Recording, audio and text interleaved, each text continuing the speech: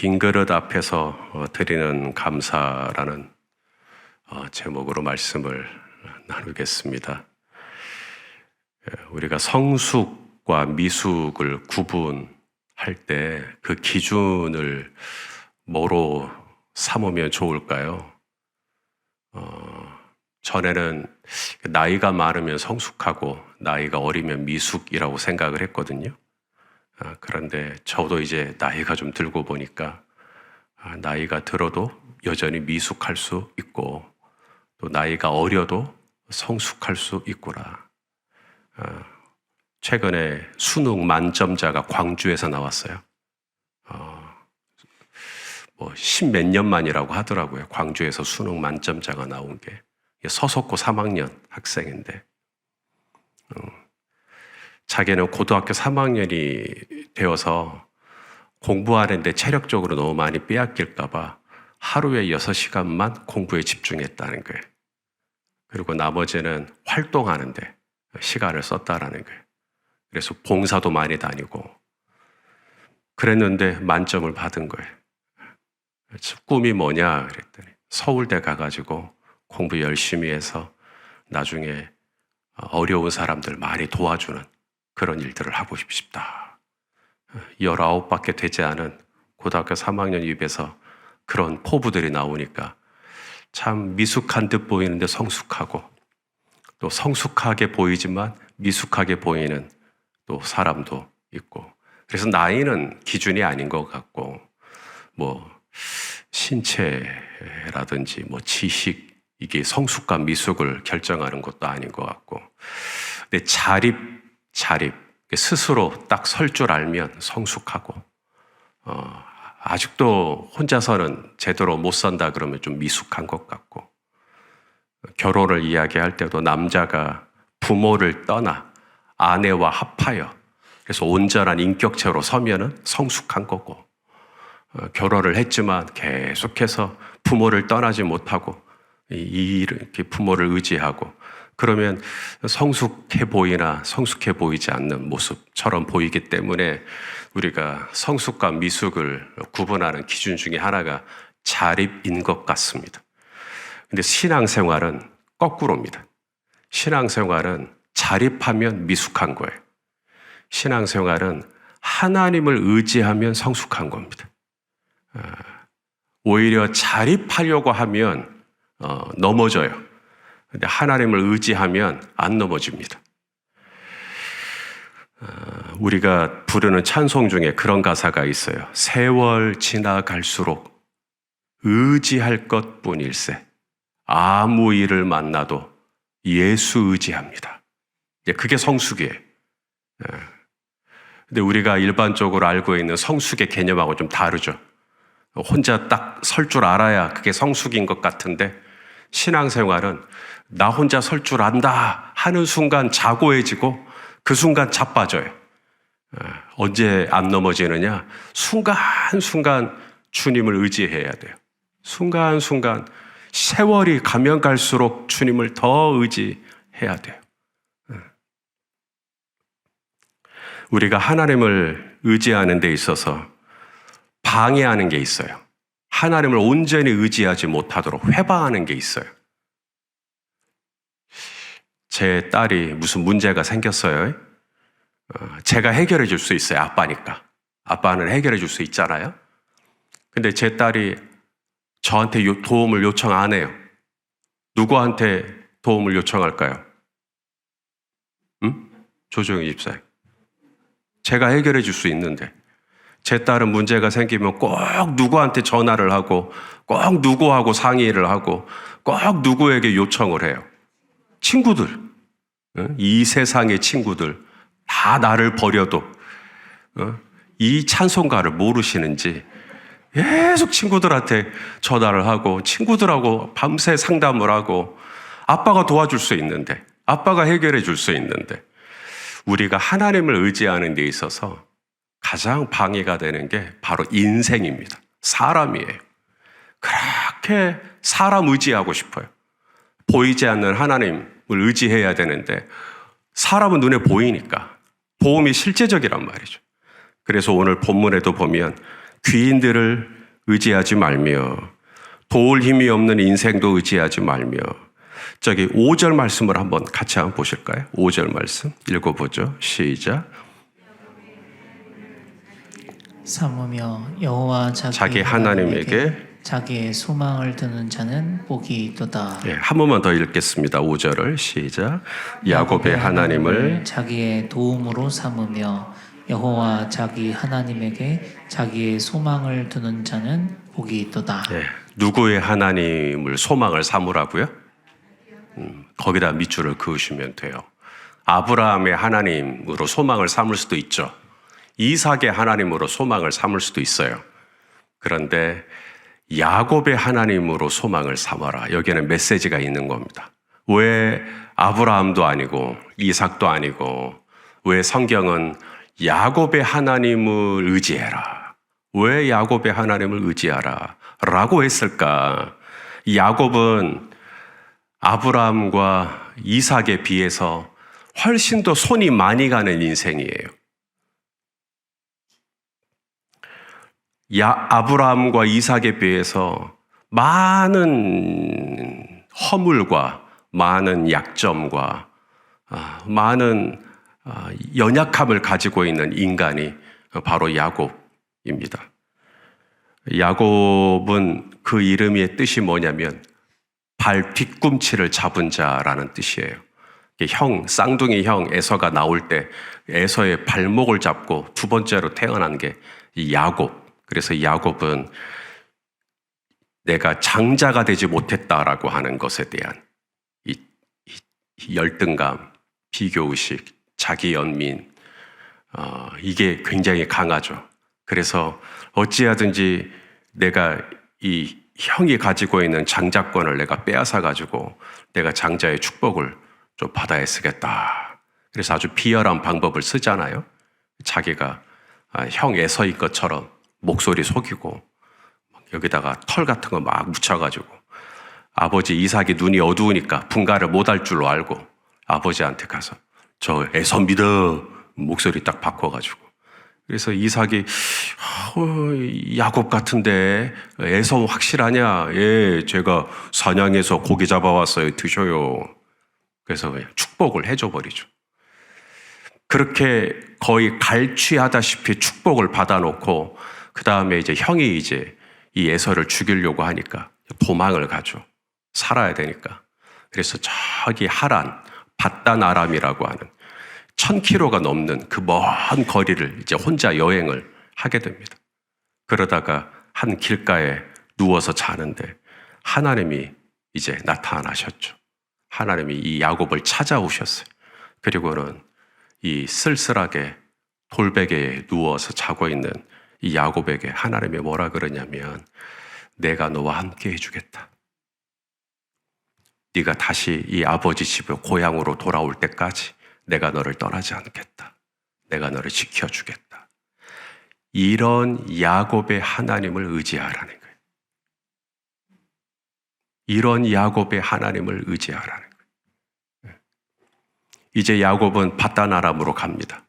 그리고 그 외삼촌 라반의 집에서 20년이 넘도록 고생을 해요. 20년이 넘도록 월급을 제대로 못 받아요. 그렇게 노동을 하지만 뭐 돈이 제대로 모이지를 못하는 거죠. 왜냐하면 이 라반이 야곱보다 훨씬 더 야비한 사람. 그래서 자꾸 품삯을 속이고 안 주고 20년이 지나서 이제는 내가 더 이상 이 라반 이 삼촌의 집에 있으면 안 되겠다 하고 나와요. 나올 때 계약을 하죠.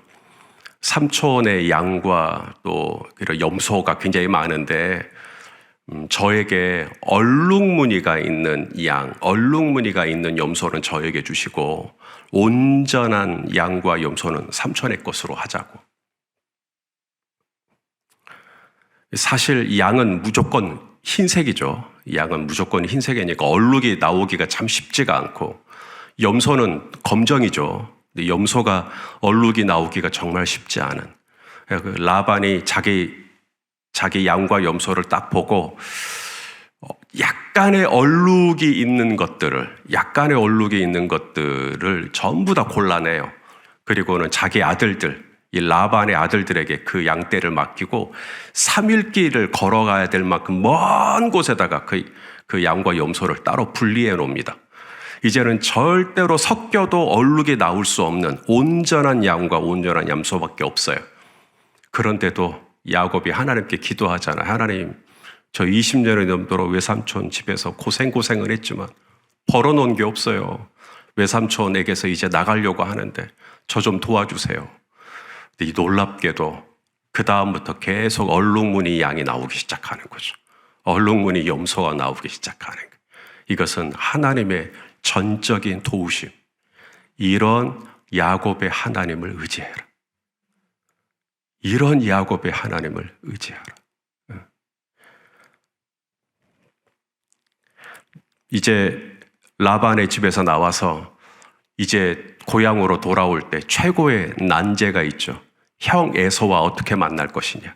형이 예전에 나를 죽이려고 했었는데 아니나 다를까 이 에서가 무장한 450명을 데리고 야곱을 보면 죽이겠다는 마음으로 올라오고 있었어요.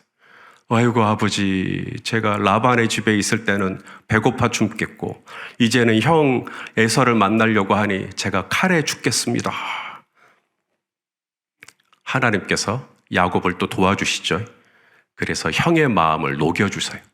그리고 형이 가지고 있던 모든 무기를 다 내려놓고 아주 극적으로 드라마틱하게 이 에서와 화해를 이룰 수 있도록 하나님이 도와주십니다. 이런 야곱의 하나님을 의지하라. 인간적인 방법으로는 어떻게 할 수가 없어요. 그런데 하나님이 도와주시면 우리의 삶에 해결되지 못할 문제는 없는 줄로 믿으실 수 있기를 바랍니다. 이후에 또 야곱의 가족에게는 많은 문제들이 있었어요. 야곱의 아들들 중에 이 레위라고 하는 이 아들이 있었는데 세겜 족속의 남자들을 전부 다 칼로 죽여버려요. 그래서 가나안 근동에 있던 모든 원주민들이 야곱의 가족을 죽이겠다고 이제 눈에 불을 켜고 야곱의 가족을 보고 있는데 어떻게 하면 좋아요? 가나안의 모든 족속이 야곱이라고 하는 하나의 가문을 상대로 어떻게 이게 게임이 됩니까? 그런데 성경에 무슨 말씀이냐면 하나님이 그 지역에 야곱의 가족을 함부로 할 수 없는 두려운 마음을 주심에 야곱의 가족을 건드리지 못하게 만들어 버리시는 거예요.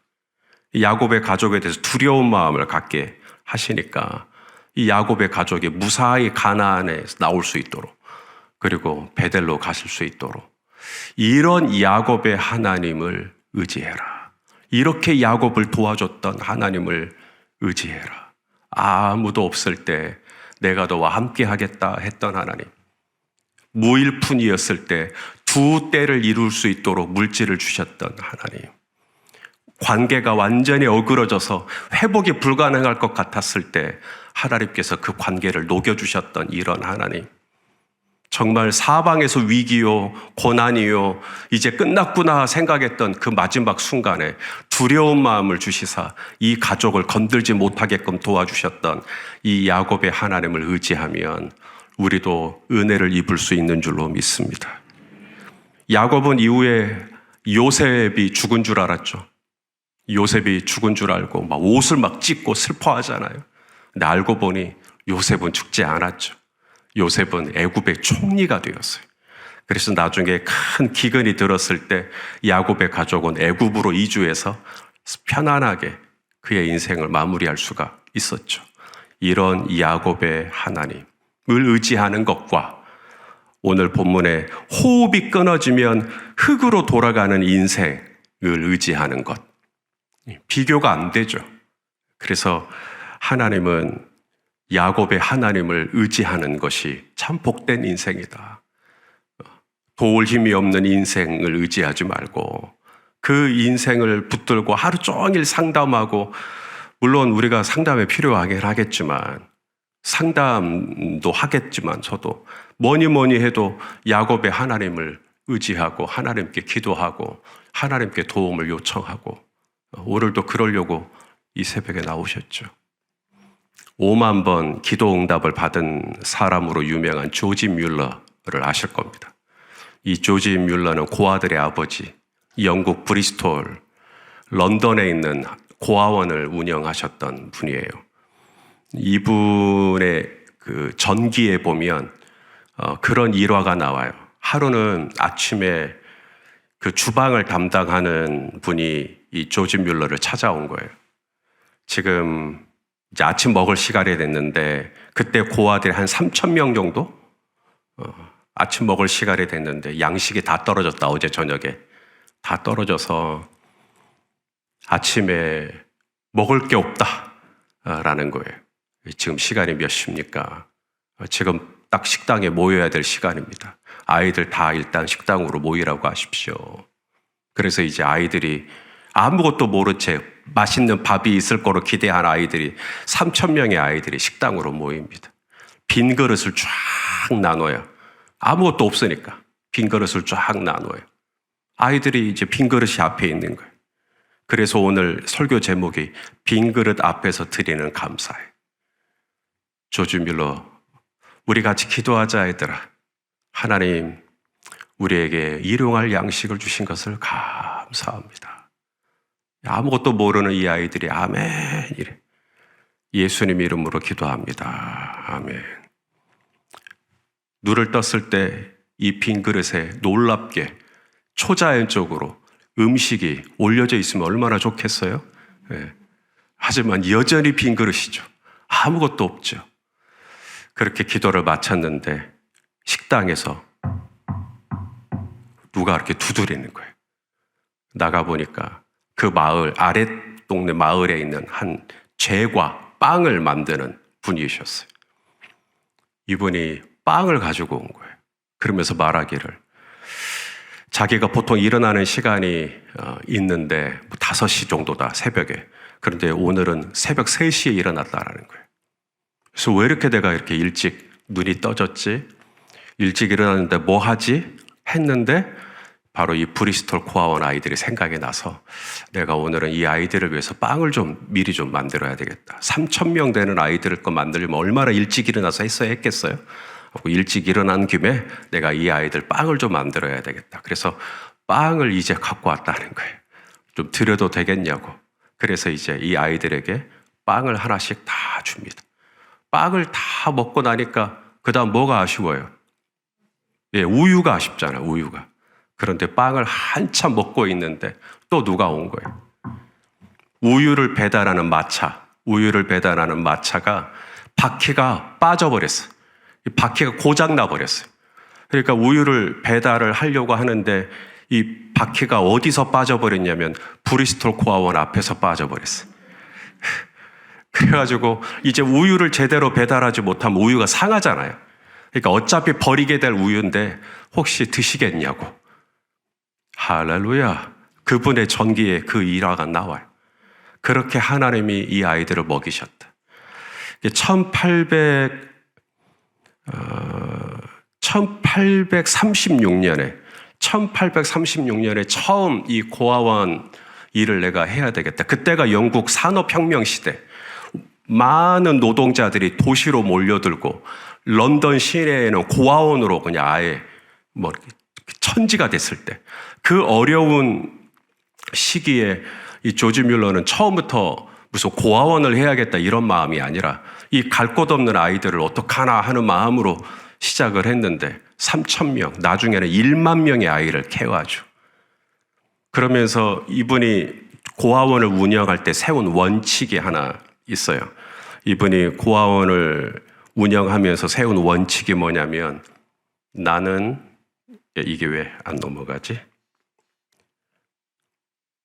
나는 사람이 아닌 하나님께서 고아들을 돌보신다는 것을 세상에 보여주기 원했다.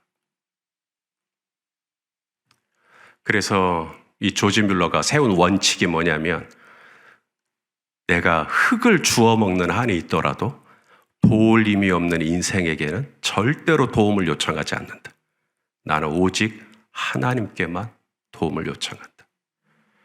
그래서 빈 그릇 앞에서도 하나님께 감사했던 거예요. 저는 이분이 5만 번 기도 응답을 받았기 때문에 대단한 게 아니라 이 원칙을 고수한 거예요. 사람에게 의지하지 않고 어디 막 전화 돌리고 막 이런 게 아니라 그저 하나님께만 엎드리고 하나님만 도움을 삼고, 이거 진짜 어려운 거거든요. 그런데 철저하게 그렇게 하나님께서 이 고아 아이들을 돌본다라는 그런 원칙을 가지고 운영을 했죠. 저는 이 점이 훨씬 더 존경할 만한 부분이라고 생각해. 아브라함이 하나님 의지할 수 있죠. 아브라함이 하나님을 의지하면 아브라함만큼 믿음 좋으셔야 돼요. 이삭의 하나님을 의지할 수 있죠. 이삭의 하나님을 의지하려면 이삭만큼 온유하시고 순종하셔야 돼요. 야곱의 하나님을 도움으로 삼으라면 나도 좀 할 수 있을 것 같아. 왜냐하면 나도 야곱처럼 허물이 많고, 나도 야곱처럼 겁도 많고, 나도 야곱처럼 욕심도 많고, 나도 야곱처럼 자주 넘어지고, 그런 야곱을 도와주고 함께 해주고 책임져주고 보호해주고 하나님의 마하나임 군대를 보내셔서 야곱을 지켜주셨던 이런 하나님을 의지하는 것, 이런 하나님을 의지하는 것. 오늘 이 아침에도 이 하나님을 의지하고 하나님 앞에 기도의 자리로 나아가는 저와 여러분 될 수 있기를 주의 이름으로 축원합니다. 기도하시겠습니다. 하나님, 우리에게 이 야곱의 하나님을 의지하라고 말씀해 주셔서 감사합니다. 우리가 이 아침에 눈을 들어 나의 주, 나의 하나님을 바라보기를 원합니다. 주님, 도울 힘이 없는 인생이 아니라 야곱의 하나님을 나의 의지 삼고 오늘 이 하루도 순간순간 주님을 찾고 주님을 의지하는 복된 하루가 되게 하여 주시옵소서. 예수님의 이름으로 기도합니다. 아멘.